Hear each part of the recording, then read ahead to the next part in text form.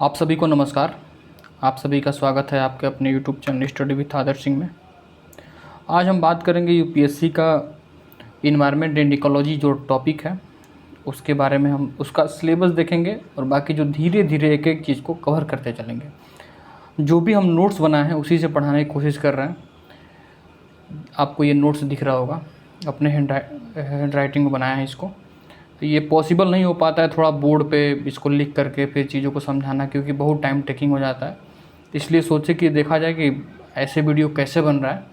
अगर ठीक लगेगा तो इसको ऐसे ही कंटिन्यू किया जाए, और ना कोशिश करेंगे किसी और तरीके से कि इसका फ़ोटो ले करके इसको पीडीएफ में कन्वर्ट करके स्क्रीन रिकॉर्डिंग वाला ज़्यादा सही रहेगा या ये सही रहेगा, या देखते हैं और कोई जुगाड़। अगर ये सही रहा तो फिर जैसा होगा आप लोग बताइएगा कि ये सही है या बोर्ड पे सही रहेगा या स्क्रीनशॉट फ़ोटो लेकर के पीडीएफ में कन्वर्ट करके स्क्रीन रिकॉर्डिंग वाला व्यवस्था किया जाए, वो ज़्यादा सही रहेगा।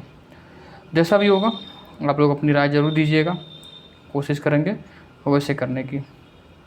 देखिए, सिलेबस जो है हम बार बार डिस्कस कर रहे हैं, पैटर्न डिस्कस कर रहे हैं। पैटर्न और सिलेबस डिस्कस करने का तात्पर्य क्या है, इसको पहले समझते हैं।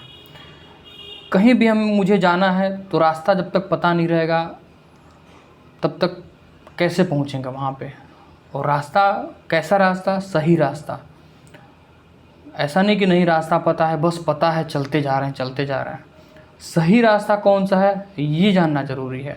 पता चला गलत रास्ता पे पकड़ जा रहे हैं, चले गए 50 किलोमीटर आगे और वहाँ से फिर लौट के अब आना पड़ा 50 किलोमीटर पीछे, फिर दूसरे रास्ते जाना है, तो ये भी ठीक नहीं है।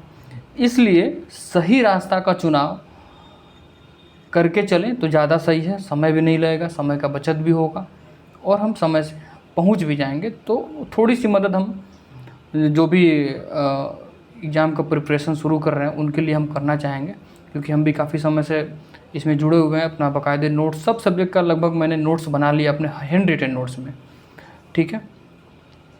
तो इसको चाहेंगे कि मतलब आप तक भी ये प्रस्तुत करें हम, कि आपको भी हेल्प मिल सके।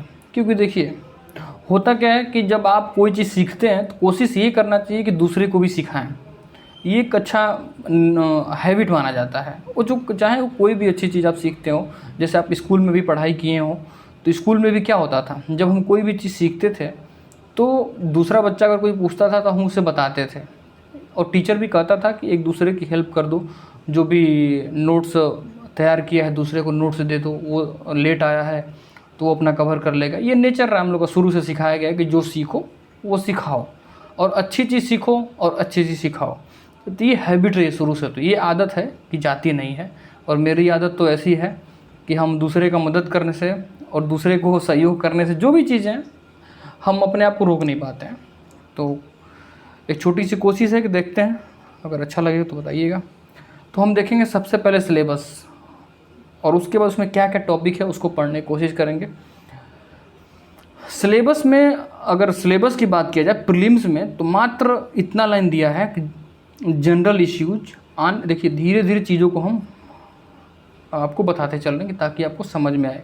क्लास चलने का मतलब क्या होता है, या किसी को पढ़ाने समझाने का मतलब क्या होता है, कि जब तक हम चीज़ों को समझा नहीं पा रहे हैं किसी को, जब तक कोई सामने वाले मेरी बात समझ नहीं पा रहा है, तो मेरे समझाने का कोई मतलब नहीं है। बस ये नहीं है कि उस चीज़ को बस मैं समझ रहा हूँ, सामने वाला समझ ही नहीं रहा है। तो इसलिए चीज़ों को धीरे धीरे बताने की कोशिश करेंगे कि सामने वाले को भी समझ में आए।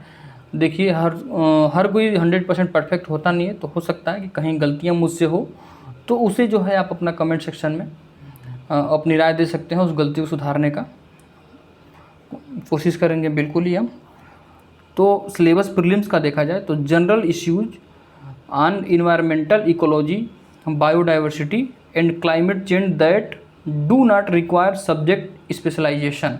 इसका मतलब क्या है कि आपको बस इतना ही जानना है कि बायोडाइवर्सिटी, क्लाइमेट चेंज, ये सब चीज़ें मतलब आपको जानना है। बहुत उसमें स्पेशलाइजेशन नहीं जानना उस विषय के बारे में, कि नहीं आप बहुत डीप में या उसमें पीएचडी नहीं करनी है आपको। ये मोटा मोटी आपको बता दिया है तो आप समझ गए होंगे।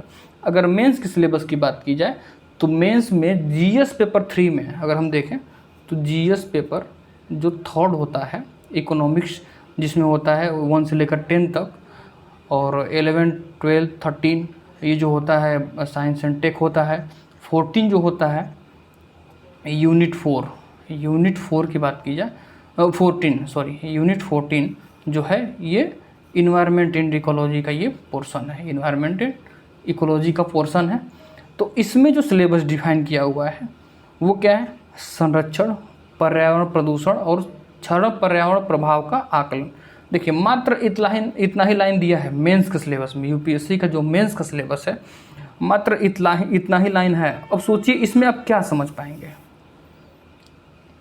क्या समझेंगे आप इसमें? तो जब तक किसी का गाइडेंस नहीं रहेगा, जब तक कोई आपको बताएगा नहीं, तब तक समझना थोड़ा मुश्किल हो जाता है। Conservation, environmental pollution and degradation, environmental impact assessment, ठीक है, इतनी चीज़ें दिया है। अब इसी में ये तो सिलेबस यूपीएससी ने दे दिया, अब हमें कौन कौन सा टॉपिक इसमें कवर करना है इसको हम पहले देखते हैं। उसके बाद जो है वो टॉपिक वाइज पढ़ते जाएंगे धीरे धीरे और आपको बताते जाएंगे। और आप जो है एकदम देखिए, होता क्या है कि जब हम क्लास की शुरुआत करते हैं या किसी भी चीज़ की शुरुआत करते हैं तो पहले थोड़ा सा धैर्य रखना पड़ता है। अब ऐसा नहीं कि एक ही क्लास में या एक ही दिन में या एक ही घंटे में सब कुछ आप जान जाएंगे। आपको इसके लिए पेशेंस रखने की ज़रूरत है। जब आप पेशेंस रखेंगे, एक एक चीज़ को आप जब सीखेंगे, एक एक चीज़ को जब आप जानेंगे और जब ये समय आप इस पे देंगे पढ़ने पे, तो एक दिन आपको ऐसा लगेगा कि हाँ मैंने कुछ सीखा। तो इसी तरह आज जो है इन्वायरमेंट एंड इकोलॉजी की पहली क्लास है। तो पहली क्लास में जो है सिलेबस और क्या क्या टॉपिक पढ़ना है इसको हम डिस्कस करेंगे। तो ऐसा नहीं कि हम पहले दिन क्लास में ही हम आपको सब चीज़ बता दें और आप जो है पहले ही क्लास करके और आप यूपीएससी में टॉप कर जाएंगे। ऐसा कोई सिस्टम नहीं है किसी के पास, न मेरे पास, न बाकी लोगों के पास। अगर कहीं ऐसा होता होगा तो मुझे भी बताइएगा, क्योंकि मैं भी वहाँ से ज्ञान प्राप्त कर लूँगा, ठीक है। तो इत्मीनान से देखिए, आपको अच्छा लगेगा। टॉपिक की बात कर लें तो टॉपिक में हम लोग को क्या क्या देखना है, इकोलॉजी, प्रिंसिपल एंड ऑर्गेनाइजेशन, मतलब परिस्थितिकी, हिंदी वाले जो हैं हिंदी में परिस्थितिकी, सिद्धांत एवं संगठन। अब इसमें डिटेल में हमें पढ़ना है कि परिस्थितिकी क्या होता है, इसके सिद्धांत और संगठन क्या है। इसको ये तो हम आपको बता दें कि टॉपिक है, इसके बारे में हम जब पढ़ाएंगे आगे तब बताएंगे डिटेल में, ठीक है। अब हम बात कर लें नेक्स्ट टॉपिक इसी में, फंक्शंस ऑफ इकोसिस्टम, मतलब परिस्थितिकी के कार्य, कि हमारा जो इकोसिस्टम है उसके कार्य क्या है, कैसे कार्य करता है, कैसे सब चीज़ जो है इकोसिस्टम पे डिपेंड है। और टाइप ऑफ इकोसिस्टम, मतलब परिस्थितिकी के प्रकार, कितने टाइप के इकोसिस्टम हैं उसकी बात हम करेंगे। बायोडाइवर्सिटी, जैव विविधता की बात करेंगे। आप लोग इस शब्द से तो समझ ही गए होंगे कि जैव विविधता का मतलब क्या होता है, ठीक है। सॉरी आप लोग को दिख नहीं रहा था, हम आए करते हैं जैव विविधता, अब दिख रहा होगा, ठीक है। हाँ ठीक है। अब थोड़ी सी देखिए, संसाधन कम होने की वजह से ऐसे मैनेज करना पड़ रहा है, थोड़ा सा मैनेज करिएगा। जैसे ही संसाधन हो जाएंगे तो कोई प्रॉब्लम नहीं होने वाली है। जैव विविधता, ठीक है, इसकी बात करेंगे हम। फिर हम बात करेंगे पॉल्यूशन, प्रदूषण, जो सबसे बड़ी समस्या है देश की, किसी भी देश की, वो भारत देश की बात नहीं करें, किसी भी देश की, ये सबसे बड़ी समस्या है। अगर हम समय से अभी ध्यान नहीं देंगे पॉल्यूशन पे तो आने वाले समय में मनुष्य के लिए बहुत बड़ा घातक साबित होने वाला है ये पॉल्यूशन, ठीक है। तो इसको भी ध्यान में, इसको भी हम डिटेल में पढ़ेंगे कि कैसे जो है इससे बचा जा सकता है, कैसे इसको कम किया जा सकता है। जैसे अगर बात किया जाए भारत में तो दिल्ली जो है सबसे प्रदूषित शहर है इस समय, वर्तमान में दिल्ली सबसे प्रदूषित शहर है। फिर भी लोग दिल्ली में रह रहे हैं, कैसे रह रहे हैं अब यही लोग जान रहे हैं। मैं खुद दिल्ली में हूँ, क्या करिएगा। अब हम देखेंगे आगे climate change and ozone depletion, ठीक है, जलवायु परिवर्तन एंड ओजोन परत, क्लाइमेट चेंज, जलवायु परिवर्तन। एक मैं वीडियो भी बनाया था मौसम और जलवायु पे कि दोनों में डिफरेंस क्या है, जो लोग देखे होंगे अच्छी बात है, नहीं तो इसको भी हम डिटेल में समझेंगे कि क्लाइमेट चेंज क्या है और ये होने से नहीं होने से क्या समस्याएं उत्पन्न होती हैं, इससे कैसे निपटा जाए, ये सब चीज़ हम डिटेल में आगे पढ़ेंगे। एक एक चीज़ को हम पढ़ने वाले हैं, ठीक है। अब नेक्स्ट बात कर लें हम international environmental convention NGO and law, अंतर्राष्ट्रीय पर्यावरणीय सम्मेलन। देखिए इसके लिए बैठक भी हुई, कई बैठकें हुई। अगर देखा जाए तो 1982 में हुआ, उसके बाद ऐसे 20-20 साल पे होता आया है। तो ऐसे जितने भी कानून हैं, जितने भी सम्मेलन हैं, उसकी अगर हम बात कर लें तो उसको हम डिटेल में देखने की कोशिश करेंगे, पूरा एक एक चीज़ आपको बताने की कोशिश करेंगे, ठीक है। नेशनल इन्वायरमेंटल लेजिस्लेशन, ठीक है, सॉरी, राष्ट्रीय पर्यावरण कानून, इसको हम देखेंगे कि पर्यावरण से संबंधित जो है कितने कानून हैं।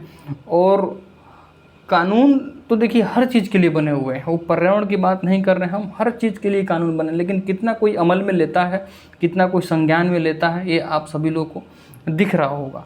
और अगर कानून इतना बनाने की ज़रूरत क्यों पड़ रही है? अगर सब कोई अवेयर होता तो कानून बनाने की ज़रूरत ही नहीं पड़ती।